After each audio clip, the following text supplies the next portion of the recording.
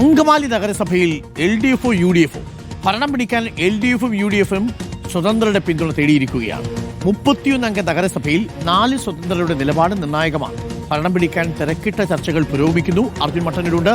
അർജുൻ മട്ടന്നൂർ, അങ്കമാലി പിടിക്കാൻ LDF-ഉം UDF-ഉം സ്വതന്ത്രന്മാരെയാണ് ഇപ്പോൾ ചാക്കിടാൻ പോകുന്നത്.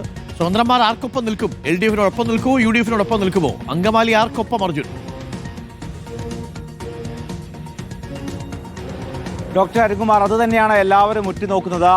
അങ്കമാലി നഗരസഭ പിടിക്കാൻ UDF-നും LDF-നും സ്വതന്ത്രന്മാരുടെ പിന്തുണ വേണം. അതായത് ആകെയുള്ള 31 അംഗങ്ങളിൽ 13 പേർ LDF-കാരാണ്. അതോടൊപ്പം തന്നെ UDF-ന് 12 അംഗങ്ങളുമുണ്ട്. 4 സ്വതന്ത്രരും 2 ND അംഗങ്ങളുമാണ് അങ്കമാലി നഗരസഭയിലുള്ളത്. കേവല ഭൂരിപക്ഷത്തിന് 16 അംഗങ്ങൾ വേണം. അതായത് LDF-ന് 3 പേരുടെ പിന്തുണ വേണം, UDF-നാകട്ടെ 4 പേരുടെ പിന്തുണ വേണം. ഇതിൽ ഇത്തവണ വരാൻ പോകുന്നത് ഒരു വനിതാ ചെയർപേഴ്സണാണ്. സ്വാഭാവികമായും ഈ 4 സ്വതന്ത്രന്മാരിൽ 2 പേർ വനിതകളാണ്, 2 പേർ പുരുഷന്മാരുമാണ്. ഈ സ്വതന്ത്രരുടെ ആവശ്യം ഈ 2 വനിതകളെയും ടേം അടിസ്ഥാനത്തിൽ ചെയർപേഴ്സൺ ആക്കണം എന്നുള്ളതാണ്. അതോടൊപ്പം തന്നെ വൈസ് ചെയർമാൻ സ്ഥാനത്തേക്ക് ഈ പുരുഷ സ്വതന്ത്ര കൗൺസിലർമാരെയും പരിഗണിക്കണം എന്നുള്ളതാണ് ആവശ്യം. എന്തായാലും ഇതിനോട് UDF-ഉം LDF-ഉം ഇതുവരെ അനുകൂലിച്ചിട്ടില്ല. എന്തായാലും ചർച്ചകൾ പുരോഗമിച്ചു കൊണ്ടിരിക്കുകയാണ്.